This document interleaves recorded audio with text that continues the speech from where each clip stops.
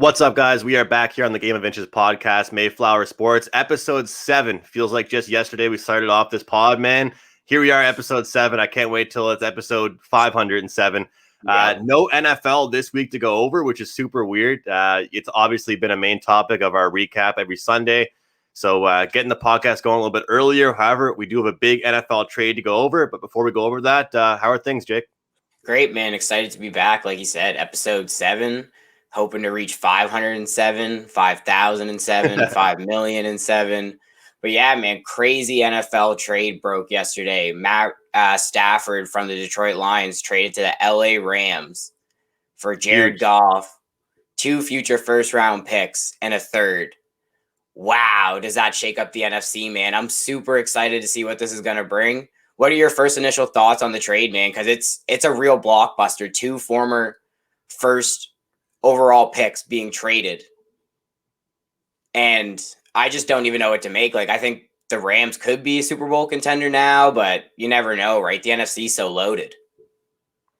Yeah, I think that I'm a little bit of a contrarian based off what I've seen from everybody else's stances. Like, you look at a quarterback in any sport you see, Jake, going from a bad team. The Lions suck. I have coworkers that are from Detroit. The Lions are horrible. Everyone loves to rip on the Lions, right?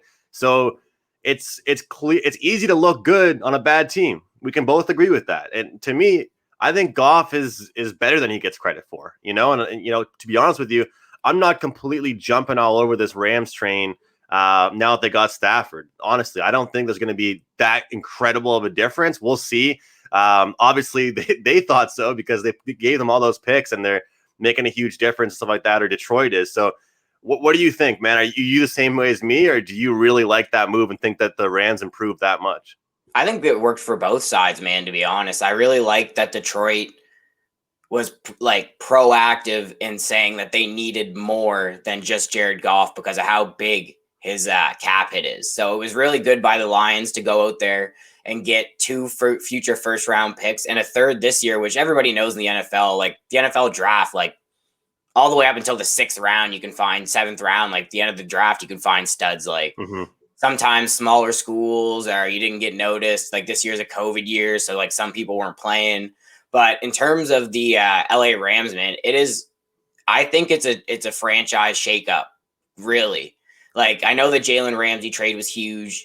They gave a couple first round picks for that as well, but Stafford can really gunsling the ball, and we've seen he can put up numbers with a really terrible offense, really weak offensive line, and the Rams both are better at those positions. Their defense is way better than the Lions, so Stafford's not going to be asked to go out there, and sling 4 touchdowns in a game to try and hang on to a 3-point win. You know what I mean? Because it's just a better situation. I feel for Jared Goff most of all because he went to a Super Bowl. He was McVay's guy, and now he's going to Dan. Well, it's sad, man. Like the guy he was living in LA, and now he's going to Detroit. It's cold. Like the franchise sucks. Like the only good thing that they got going on there is their new head coach, Dan Campbell, who is literally the craziest man I think ever to become a head coach in the NFL. I don't know if you saw his presser or not, but that dude is a lunatic. Yeah.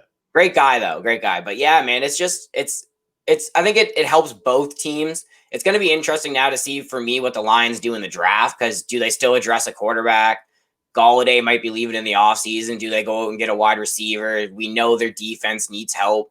We know the offensive line needs help. They can't run the ball. They got DeAndre Swift, who's looking like he could be something promising. But for me, I just like to trade on both sides. I'm just not ready to say that in a stacked NFC that the Rams are just automatically Super Bowl contenders. I love the way you said that, man, because you kind of convinced me. I'm pretty much sharing the same opinion as you now. Great trade for both, but you got to feel for Goff. Like you said, I'm sure even if Goff was listening right now, he wouldn't like to hear you say what you said. I mean, going from LA, you go to Detroit, you go from a team with a great defense to a team like Detroit. It's tough for them, but I mean, Detroit, like you said, in the NFL, draft picks matter. It's not like a sport like the NHL where it's kind of like a lot of the times the first and second rounders are the ones that make the immediate impact. You can be a late round pick and still make an impact. So those picks will definitely add up for the Lions. And I'm curious to see, though, what Goff does on a team like the Lions, because like you said, Jake, he had a great defense around him. There were some games where he had to make a few quality plays and at the right moment, and all of a sudden that team won a low-scoring game. He's not going to win a lot of low-scoring ball games for the Detroit Lions. It's just not going to happen. It's interesting, too, because let's be honest, Goff had some weapons. He had quite a few weapons with the Rams. So he's going to have to make use of what he has with the Lions now. Yeah, definitely, man. And to me, I don't think Goff's as a big of a downgrade from Stafford as people are making it seem. Like, I think Goff could be a really, really, really elite game manager in the NFL. His thing is he just has a little bit of a lack of awareness, and sometimes his decision making is a little off, and that separates, the really good ones from the great ones in the NFL. So I don't think it's a huge downgrade, but I think we're definitely going to see some hiccups because the Rams' offensive line is way better than the Lions. Like, it's not even close. So we know Goff's going to get hit. He's probably going to get hit a lot this year. Their run game's really not going to be effective like Goff's had throughout his career. So it's really going to come down to him and how he can pass the ball and how he can move the sticks and just the plays he's making. But the other big thing that I think in this trade that is kind of flying under the radar, but it's getting talked about a little bit, is the Rams don't have a first round pick for 7 years. Like that, like I would say in any sport, like that's unheard of. Like I don't know if that's ever happened or not. I don't got the stats with me right now, but like that's absurd. Like no first, especially in the NFL, when NFL first rounders 1 through 30 realistically could be a generational talent if they get put in the right situation. Like I know you're a big, like you like the fundamentals and you like a lot of things like structure and stuff like that. Like how do you feel about a franchise moving forward without having the potential to grab, maybe a generational player without subtracting from the current roster that they have? Well, on episode 6, we talked about the Brooklyn Nets expectations, and you had a great clip from that talking about, hey, this team has to make the finals. And I think that's why it was a big topic for us to not only discuss the trade here, but the expectation. Like you said, like hearing that is just insane. It's pretty messed up to me. Yeah. So that kind of adds to the expectation, wouldn't you say? Like if you're looking at that and looking at the future round picks, you're thinking like this team better do something soon, or it's a huge bust. And I think that you and I will be talking about this 5 years down the road and seeing, hey, look, let's look back at what happened on that trade several years ago and see how it really worked out. Because like you mentioned, picks really do matter in the NFL, no matter what round it really is. So we're going to definitely touch more on big moves across the NFL, trades, free agency, all that good stuff during the offseason. Can't wait to touch on the big game, Chiefs and Bucks. It's going to be amazing. That'll happen on our next podcast, episode number 8. But coming up after this short break, we found a random goalkeeper off the street, and we're going to bring him in to talk some football here, some European football, right after this short message.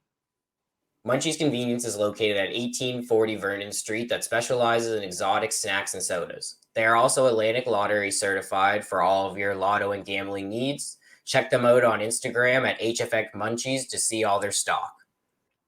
All right, we are back here on the Game of Inches podcast, episode 7, powered by Mayflower Sports. We mentioned we're going to have a random soccer player here on this podcast, not a random guy. Our good buddy, Christian Oxner, goalkeeper for the Halifax Wanderers, played for the St. Mary's Huskies, won a national championship with his club squad, and now here with the Halifax Wanderers. We'll bring in Christian and get a few words just about the season out the gate. We got a guest already. We got a little guy here. Bring him on, Ox. Bring him on. Want to come say hi? Come on. This is my nephew, Peter. Come in. Come say hi. Peter. Look, say what's up. Look, there's my friend. See them on there? Hey, Peter. Hey, Peter. Say wave. Say hi. All right, go on, I'll come on the set. We got a new friend of the show, Peter. Do you want to redo it, or it's good? No, it's good, buddy. It's all good, man. What's going on? Not much, man. Just chilling here on Sunday, watching some hockey, hanging out with my niece and nephew. The good shit. Yeah, You're just exactly. A big family guy, eh? Yeah, big family guy. Big family guy. It's nice to have you on, buddy. Obviously, might as well start. Is this PG or what? Oh no, buddy. This is rated R. Unfiltered. The podcast world, bro. You don't gotta worry. Skinny score on here yet or no? Oh yeah. Jake told me that's when I look my most comfortable. Yeah, it's true. It's good to have you on, buddy. The EPL has been crazy to start this year, but first we'll start off with the Wanderers, man. How are you excited to get back on the pitch there and get going? It's been a long time, it feels like. Yeah, it's nice because right now in Halifax, COVID's not too bad, so we got it good. We're able to train a few times a week actually on the field and at least be in the gym doing stuff too. So I know a lot of other places, they don't have it as good as us, so it's nice to be able to at least do something right now. But yeah, we're excited to get everybody in here soon and get the ball moving. I got to ask what it really was like, just real quick. I know we're going to talk more on future episodes and stuff about the team and the league and everything like that. But like, what was it like having such a successful season without the fans? I know that everybody that comes and signs with you guys talks about how great they've heard about the fan base. Everybody says how strong the fan base is. And the funny thing is, man, like everyone says that. Like every athlete will say that to the media, but I think we can all agree that the Wanderers really do have the best fan base. So I'm sure you're looking forward to getting back in front of some fans.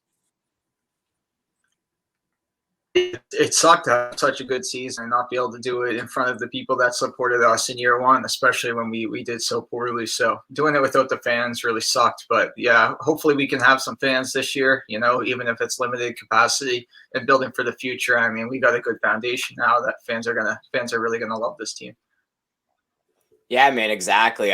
Me and Andrew have no problem saying we're a part of the kitchen. We love the games. We love the atmosphere. We were both season ticket holders in the first season. It sucked we couldn't go to any of the games the second season, but we'll leave that for another time. Let's get into the EPL because it's been absolutely crazy these past couple weeks. All the boys know you're a closet Liverpool fan. You support QPR, but we got you. We got you on the bandwagon. You love the boys. Big win today. Do you think that we can make a push on, man? Because like the last two performances, we looked pretty good. Yeah. Skinny was in the kitchen. He kept his shirt on the full time. If I would have looked up playing and seen that, I would have had to leave the field. Yeah, no, I really hope we can make a push. I mean, I'm sick of seeing the Premier League just be a one-horse race. And I mean, it really is the easiest league to follow and the easiest league to watch if you have a DAZN subscription and stuff. So, I could go watch some Serie A, which is just a goal fest. But yeah, it would be nice to see an actual title race and to have something to follow in the coming weeks. But I don't know if it's going to be. Hopefully, the Kevin De Bruyne injury, makes it a bit tighter than I think it's going to be. But yeah, who knows what's coming up? I really hope Liverpool has it in them. They did look good today, though. Yeah, Ox, you know that I'm not the biggest follower of soccer. Like I'm a casual. We can make it pretty obvious. Like I'm a pretty big casual is the word we could really use. I watch the games and stuff like that. But from what I've heard and what I read and what I see with my own eyes is there's a pretty big discrepancy from the top of the pack to the bottom of the pack. So like when you're looking at teams, like, do you see really any teams that can be sleepers from the bottom to make a run or anything like that, or to try and like just squeak their way up the standings, or is it pretty set in stone? The bottom of the pack is there and the top of the pack is there. Yeah, I wouldn't call you casual, man. I thought you had a positive weekend, given no picks this week. So I don't know if that really falls into the lines of a casual, but I don't know, man. I thought there's going to be more teams like the Evertons of the world and stuff who are going to make it interesting, but it looks like they were just early season form. I got to go back and look at the relegation battle because I haven't followed it too closely. I was hoping Sheffield could make a push, but man, they've been looking tragic too, except when they can beat United. Yeah, can beat United, but it should be good. Leicester's one of my favorite teams to watch. So is Leeds. I know you were watching that game today too, and those are just two fun teams. So I love the addition of Leeds to the Premier League this year. And Bielsa, I think he's a great manager, and it definitely. Yeah, so the league's been pretty tight this year from I'd say 1 through maybe 8, I would say 1 through 9. Do you feel like this year more than ever somebody could make let's say Aston Villa, maybe not win the league, but do you think maybe they could creep into a Champions League spot, or do you feel like there's any sort of that type of stuff? Because the bottom of the table is pretty set in stone, I would say, for the most part. Brighton and Newcastle still have the ability to slip into that drop zone. But I think the more of the interest is at like for the Champions League spots, because the league's pretty much a 2-horse race, like you said. I don't think Manchester United's going to hang on. There's going to be a real battle for those last 2 Champions League spots. Do you think anybody could maybe like sleep in there and get one? Maybe not one of the big boys. Yeah, I think so. I think there's a lot of teams that is that loud or no? It's all good, buddy. You can just keep going. Yeah, I think there's like we can wait a sec. Luke can edit this out, right? Yeah. Anyways, yeah, I think there's definitely room for that. I think one thing that's not talked about enough is all these big teams that have international players come in. You know, all these guys come in and they haven't been performing well, but it's definitely got to be a mental thing too. I mean, you look at these guys, they come to a new place. I'm not sure if their family's there and stuff like that, but you know, they're just locked up in their houses. It's not like in England you can go anywhere right now with the kind of cases. So they're just going to practice and going home. And I remember one big thing I heard Zlatan talk about one time when he was just a young kid was when he would go to training and come home and how depressing it would be and stuff like that when he had no friends and no family and things like that. So, I mean, you look at these guys who have come in this year like Kai Havertz and Timo Werner who haven't hit form. I think that could be a big factor too. A lot of people don't look at that side of athletes and that side of the sport. Yeah, exactly, buddy. Things the field affect things on the field more than you would think. So I definitely think there's room. I mean, I look at teams like Villa and stuff like that. They have really good camaraderie and they have a really good squad and they have the potential to, you know, guys who can score goals like the Watkins and the Grealishes and game changers. I definitely think Leicester is a team that should be looking at top 4 almost every year now, just with the team they built. Even Harvey Barnes has taken such a big step this year. So yeah, I think the top 4 race will be more exciting than the title race for sure. Ox, would you say that like you've kind of changed your outlook at least a little bit when you look at stuff like that, just like from like a pro perspective now, like not like purposely, but it just happens. Like I know that for myself, like when I started doing like TV production, like volunteer, like back in like co-op and stuff, I was working with Eastlink. Like whenever I watch TV on sports, like sports on TV now, I see it differently when they're transitioning from, you know, one scene to the next, or you just like the graphics and stuff like that. Like you're now a pro. Like, do you see things differently when you're watching TV or looking at these games? Like you just mentioned, like the players, their personal lives and stuff like that. Yeah, I think I see a lot differently in sports media too. Like I find it hard to watch the guys like Skip Bayless and stuff like that now when they're just overreacting about one game and things like that. Like when you play the sport, you realize like how much of a grind some things are. And obviously when you play every single day, you're not going to come out every single day and perform as best as you can. So, you know, these guys who freak out about one games and have overreactions about that stuff. And I do that stuff too sometimes, you know, because I'm a fan. I've always been a fan first. But yeah, I mean, when you play the sport, you try not to get too high with the highs and low with the lows. That's how the saying goes. But when you're a fan, you're so high with the high and so lows with the lows, right? It's just a different balance. So, I mean, yeah, I definitely see things so much differently, and you see things through an athlete's eyes, especially guys. You don't want to see guys not succeeding and then start getting bashed on because, you know, you were there before and you know what it's like. But when you're there, you try not to, I think not even listening to the media is the best way to go about it. Yeah, man, just to piggyback off of that too, I was just going to say, do you feel like this year with like COVID and you guys had your season with the COVID and the restrictions, like do you feel like these type of seasons are actually help build that camaraderie and build that togetherness and help translate that onto the pitch? Like training means more because like that's the only thing you're going to get out and do that day potentially. So you're going to give it your all and you're going to make sure you're giving your best effort with the guys to go put that best product on the field when you get out there. Yeah. I think it either goes that way or it goes completely opposite, and guys are, you know, upset, depressed off the field, and then it shows on the field. But yeah, for sure. I think that's one thing. I mean, when we were in the bubble, it was like that too, because just such a big camaraderie, you know, of guys and guys you're seeing every day and stuff like that. But a lot of times too, it's just guys show up to because you can't do anything, right? Like it's hard to, I think I remember Aaron Rodgers talking about it too. Like you can't have lunch with people. You can't social. So all you're doing is going out on the field, practicing, and then you're just leaving and going home. So it's almost like it's removed that sense of camaraderie. I think a big thing too is like, you know, in sports, you don't realize is like guys, you know, sit down, have lunch. Like that's such a big thing just to, you know, build camaraderie around the team, you know, and when you can just, you know, you've done it before when you go with the guys, you sit down at have a meal or you go to a bar, things like that, how much it builds that camaraderie. And that's something you can't do this year. So I think I think it's almost been hurting. I agree. It's like the only time you can see each other is at the field, but that's when you're working, and I think the best thing is when you can develop that relationship when you're not working. So luckily for us with our team, we have a few guys who have been here for a few years and stuff like that now. So we have that good relationship. That's, not just a working relationship, but I think COVID has almost like kind of hurt that a lot more than it's helped it. Obviously, we're going to have you on to talk more Wanderers, and we want to have you on. You mentioned you're a fan first, and obviously I knew that about you already, but if I didn't know you, that would be a huge thing that I would completely recognize, right? It's just somebody, an athlete, just saying fan first over anything, and I think it just goes to show passion for the game and stuff like that. So we'll touch a lot more on the Wanderers stuff, but let's get some thoughts just moving forwards until the next time we speak to you about the EPL, and just some predictions you have for some teams either succeeding or falling down. Yeah. Well, I mean, Spurs is losing right now. I think they're going to fall off without Harry Kane big time. Definitely. I think it's a big loss for them. Mourinho's kind of a wiener too. So biggest. So I remember hearing a story from someone actually I really respect, and he was telling me that Mourinho, they don't even practice no offensive training sessions at all. They just practice their defense, and their offense is just kind of made up on the fly.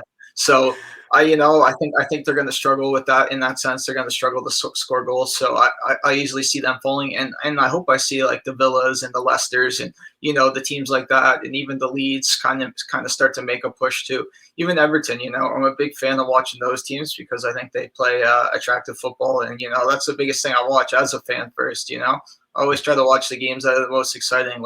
I knew the Leeds Leicester game today would be a good one, so made sure I caught all of that, but.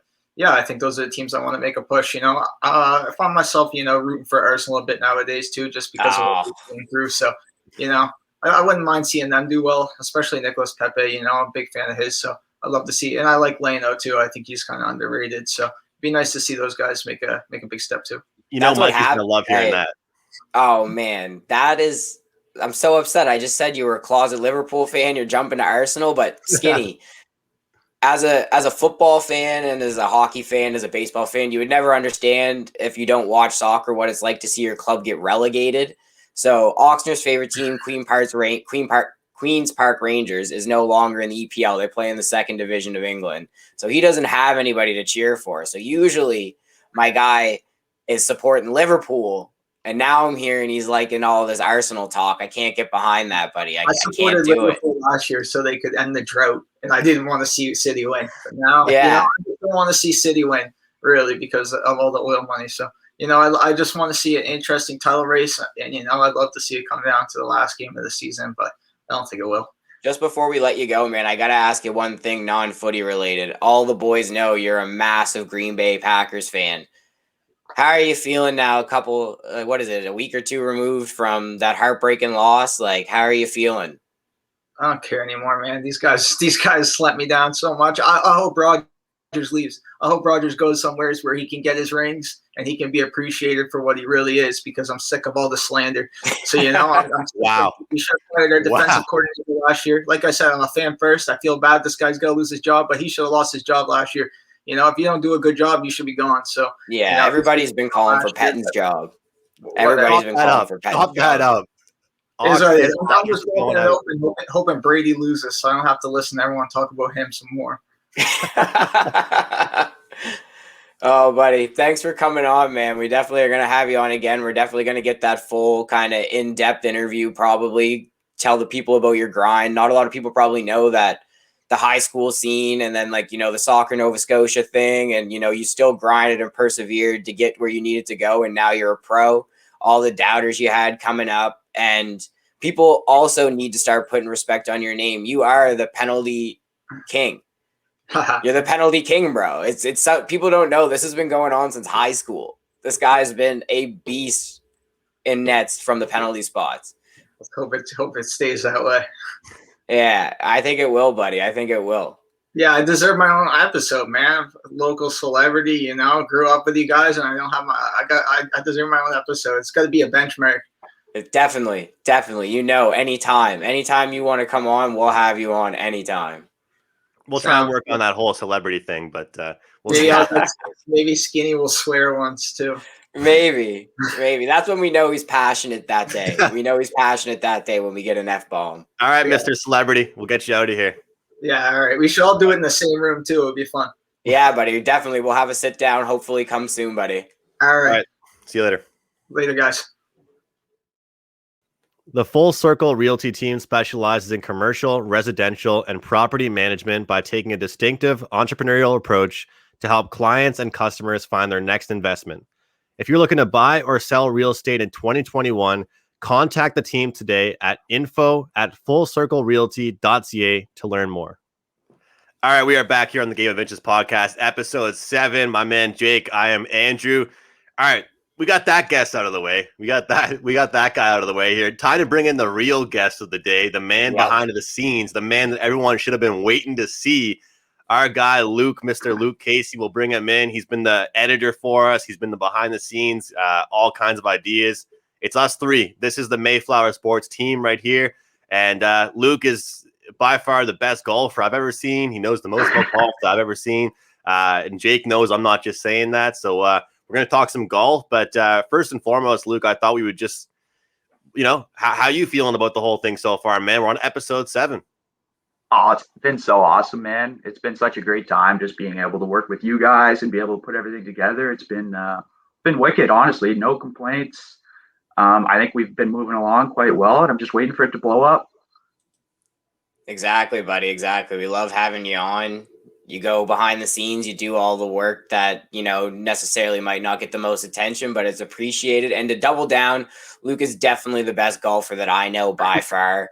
When I go with Luke and I watch Luke hit his, let's say his 6-iron or a 7-iron as far as I can hit my driver, I'm just absolutely demoralized every time. But I'm also kind of like, wow, that must be what it's like to be good at golf. Hey, we'll get there. We'll get there eventually. We'll all be there. Yeah, we're going to have some fun on the course this summer. That's for definitely, sure. Too much fun. Definitely. A lot of golf content coming this summer. We have quite a few good ideas coming for the golf content. Luke's primarily going to be centered around that. I think he's going to be running our golf stuff from now on. But just to jump into this, man, what did you think about the Tiger documentary, man? There's been a lot of kind of back and forth over how people took the message and how it was received and how they kind of made him out to look versus how they could have made him out to look. It's a lot of talk behind the documentary. I thought it was good despite, how they kind of made him look. But as a celebrity, you kind of get painted with your flaws. And I feel like they did that. Yeah, they definitely did. I mean, you got to feel a little bit of empathy for the guy for what he was kind of going through with his father and the whole sort of thing in that sense. But it definitely shows a lot of the behind the scenes, what was going on in that sense.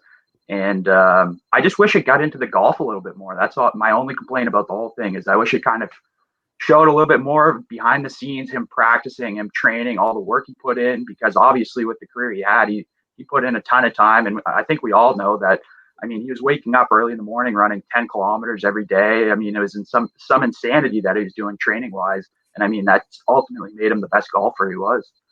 Did you expect that? Did you expect there to be as little golf as there actually was? Did you think it was going to be more of a documentary of his personal life? And you mentioned obviously you were disappointed in that factor, but what besides the actual golf stuff? I mean, what was the biggest thing that was kind of took you off guard that you maybe didn't know as much about?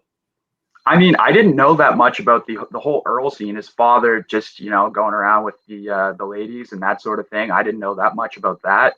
I mean, coming off the Michael Jordan docuseries, I mean, I was expecting some big behind the scenes stuff, talking about golf, getting into that sort of thing. And I was a little disappointed in that sense. But besides that, I mean, I thought it got into some good detail on his personal life. I just wish there was that little bit more emphasis. Maybe it would be another episode, whatever it was. But to be able to see the insight on his golf and how he trained and all that sort of thing really, really interests me. And it's too bad we didn't get to see it in this one. Yeah, I feel like besides the casual fan that would care about his like what was going on. I feel like some of us would care about what was going on off the course stuff, but I'm with you. Like I'm pretty new to golf. I'd say I've been like really kind of playing the last like 2 or 3 years. I've been really getting into it. And as a starter, I would love to see like what Tiger was doing, like some of his mechanics, like the things that he was doing to help his swing. And I do 100% agree with that this was, I wouldn't, some people are calling it a slander piece against Tiger in his personal life. I don't think it was. I think it brought to light kind of everything that was going on in his personal life, but I 100% agree. It would have been awesome to see some of those behind the scenes looks at Tiger and the things he was doing, like we saw in the Jordan documentary. Like we saw like those behind the scenes things that we not necessarily would get to see with any other, teams or players or people like Tiger's ilk. And I think they definitely could have maximized that. But getting on to what's going on right now at the Farmers Insurance Open and our boy Patrick Reed. Give the people a little backstory behind what was going on with this guy, because this is all just kind of new to me. You and Andrew were filling me in before we hopped on what the big deal behind this guy is. He's currently first right now at the Farmers Insurance Open going into the final round, but some cheating scandals I'm hearing, eh? Yeah, scandalous Patrick Reed again. I mean, we saw him in the 2019, what was it, the Hero World Championship or something like that. He got a shovel out and he got to work. He put a shift in. And anyway, he got caught up with that one. But yeah, just at the Farmers Insurance Open just yesterday, I believe, his ball was embedded in the rough and he moved it before the official got to come over. And it was just a little shady, I would say, in that sense. It was tough to see if the ball was really embedded. He moved the ball. And it's tough to get a correct ruling, I would say, I guess, in that sense. But I mean, there was reports that the ball was embedded. It didn't even bounce when he got up to it. That's what some of the fans or officials around said. But when we looked at the replay, it did bounce. It only bounced about 3 feet off the ground. And in my eyes, there's no way that ball's embedded. I mean, there's been scandals with Patrick Reed throughout his career. I mean, even back in college, there were scandals. I'm not sure. I'm just not convinced about Patrick Reed's ethics. And I think he's a bit of a cheater, to be honest. I think what the biggest thing with stuff like this is like you see something like this happen and then you start to wonder like how long has this really been going on, right? Like that's kind of what starts to be the talk of town, is like not just like one tournament or the previous tournament, like how many other tournaments have little things like this happen? Like have you heard much about that? Like what's really can we think about this guy after everything we've heard? Well, exactly. And this is just stuff that's been caught on tape, right? You got to think of back in college, whatever, back in high school, just when there was no footage being taken of him. Yeah. What was he doing then? Who knows? He knows he's on camera now. The PGA Tour records everything. There's cameras everywhere. Like to be able to cheat in your own mind in front of all these cameras where everyone can see you, I can only imagine what happens behind the scenes. Yeah. So, what was he doing? I wonder what he was doing in high school, man. No cameras. Yeah. I know college, but I just know there's a few golfers that suggested that in a few interviews. And I know some of the other golfers that went to the university that he went to, just they said they didn't like him, honestly. And that's probably a big reason behind it. Yeah, man, I honestly didn't know that, to be honest. And just to keep going with that, like, I feel like that's something like we're like you just like said, like you don't just like start doing that on the PGA Tour. And to piggyback off of what I was saying earlier, being a new golfer, one of my buddies, Jordan, he's a big like course ethics guy. Like he wants to teach me the nuances of the game, like how to like actually play. Like, if you take a divot out in the green, like fix it, like the certain rules, like, and like that's actually something that I've grown to respect, because like obviously there's a lot of technique and stuff involved in golf, but like the subtle nuances I feel like are what keep like the people around and like the etiquette around the game and the course. Do you feel like Patrick Reed like is just kind of like that's just like a slap in the face to like the professional golf scene? Because I feel like you don't really hear any people like knowingly cheating in golf.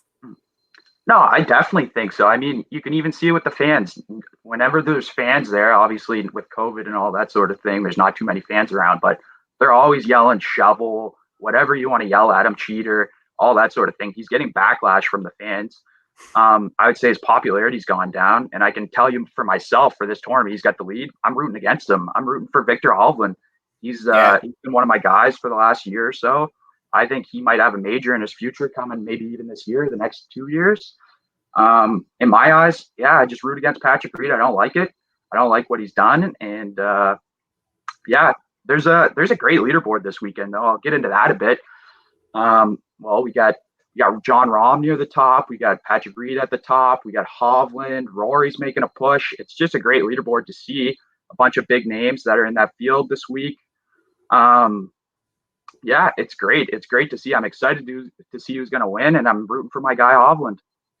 Yeah, he's I think he's only 1 stroke back right now through 11. They're both through 11 holes right now from I think just what I see right here.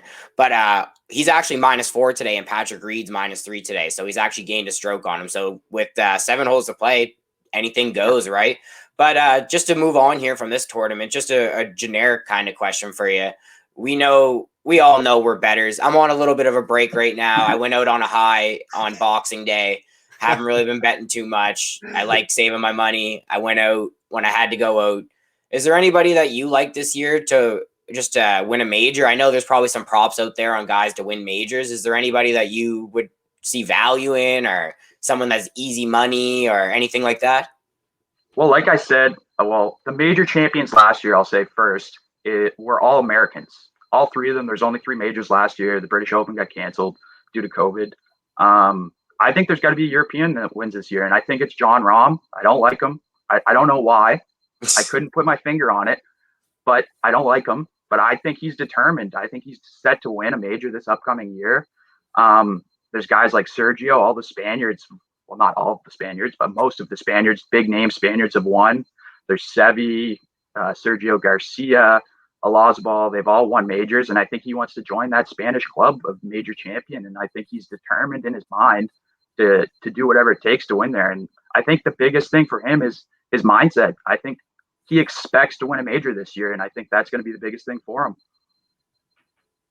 Yeah, just for people that don't follow golf and haven't really, been the biggest golf fans, I guess, what would you tell us about the sport and just in general where we are right now in the season and what you've seen during COVID that can kind of get people into it? I always say, Luke, that, like, for example, we just had Ox on, and I wasn't always the biggest soccer fan. And as someone that grew up playing basketball where there's points every couple seconds, in the game, going to a sport like golf, people say it's so slow paced, right? What would you say to people to try and get them into the sport? I mean, you just got to give it a chance. Really, at the end of the day, it's just a sport. You have to give it a chance. And once you start to know the guys, once you start to play, if you get a good friend group that enjoys it, it's just so easy to enjoy the sport. I mean, what would you rather do on a Sunday, Saturday than go out and play 18 holes with some of your buddies? It's just a wicked time, and there's nothing more you could really ask for than to go outside, see the great outdoors, maybe have a cold one or two, and enjoy some golf. Yeah, we've played quite a few rounds together over the last summer, I guess. And that's one thing that I would say is I was always a big, I'm not watching golf. I'm not watching that. That's boring.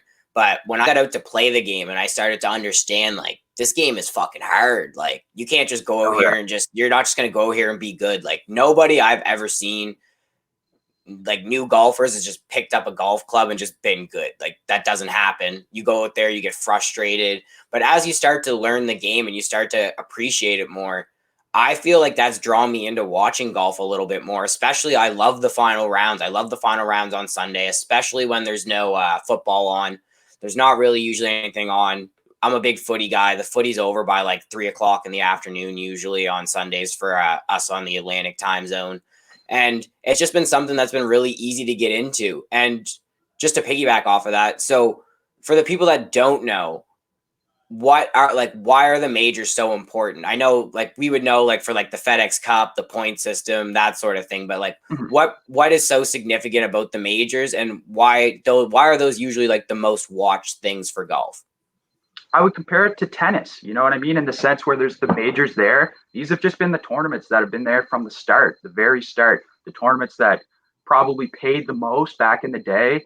And those were the ones that everyone wanted to win, whether it was the British Open, Masters, the US Open. The PGA has been fairly newly added to the major list, but those are the ones everyone wants. It's just that's where it's at.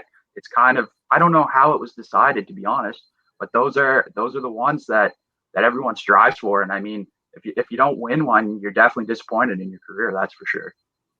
I knew that you were not only just a big golf fan and obviously you love to golf yourself, but I knew you were a watcher. When I was doing a baseball podcast in the summer, I'm talking with these guys. I have two guys I don't usually work with, and I hear screaming coming from the next room, and they're looking at me saying like, "Dude, like what's going on in your house right now? Like what's happening?" And I'm like, oh, like my roommates are just watching golf, and they're like, dude, it's Thursday. Like the final round isn't until Sunday, and you guys are yelling, get in the hole on Thursday, just screaming and having a good time. So we're definitely gonna have Luke on, talking a lot more golf. Hopefully, Luke will take over his own golf podcast on his own, and the content ideas we have ready for the summer is going to be outstanding. So, Luke, appreciate having you on. For all of you guys that don't know Luke, he's been the man behind the scenes for us, and he is definitely a part of this Mayflower Sports team. So thanks a lot, Luke. Yeah, Luke, I really appreciate having you on, buddy. And just to piggyback off of that, for all our golfers out there this summer, stay tuned. We have something planned for you guys. I think Luke's excellent at golf, really knowledgeable, and I think he's the guy that I want to do our golf content, and I feel like he's going to excel at that, and we're going to bring you some awesome content to come in the summer. Definitely. I'm excited. I'm excited for what's to come. And yeah, we're going to boom this year. I can't wait, boys. Thanks for coming on, buddy.